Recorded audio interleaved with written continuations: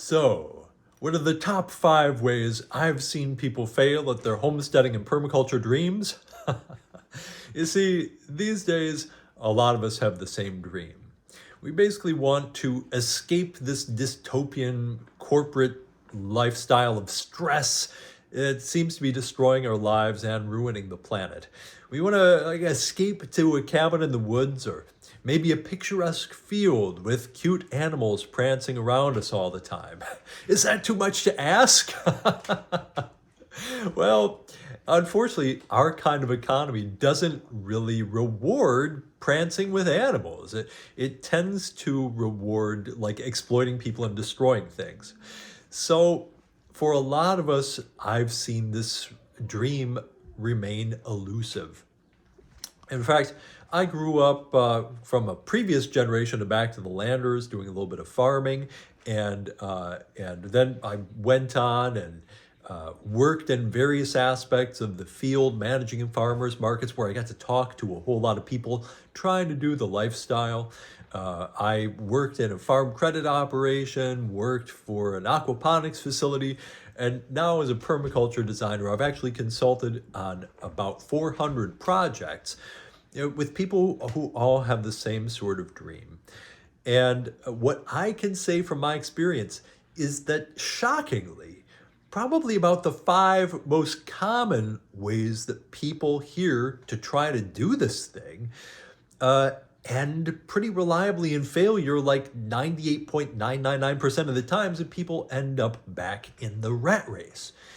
So, not to be discouraging, because I have actually seen a lot of people who are making it work, building financially resilient lives that are also happy and vibrant, doing great work in the world, reconnecting to nature, rebuilding their communities, and regenerating ecosystems.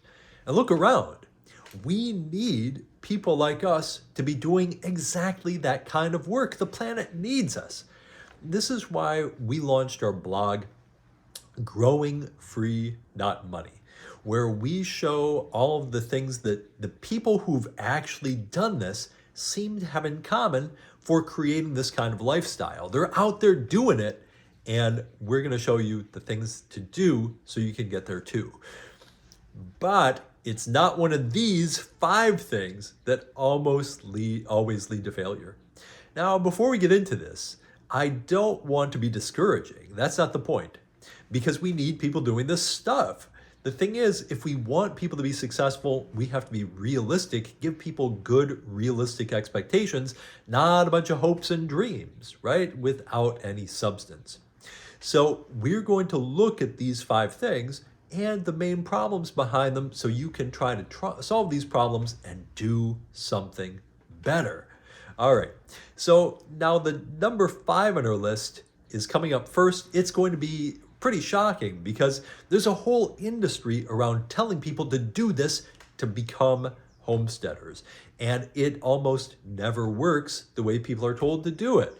So in fact, we've known this for decades. Insiders like me have been recommending that people avoid this while people flock to these people offering workshops, telling people to do it. In fact, permaculture founder Bill Mollison said famously all the time, the last thing any of us should be doing is any kind of, it's number 5 on the list.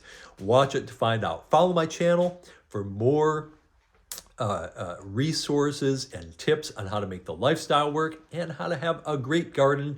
And check out growingfree.money. There's a lot of great stuff there. And if you want it all in a convenient fun size package, check out our book, Growing Free, which is a manual for living the life of your dreams without losing your soul or destroying the planet.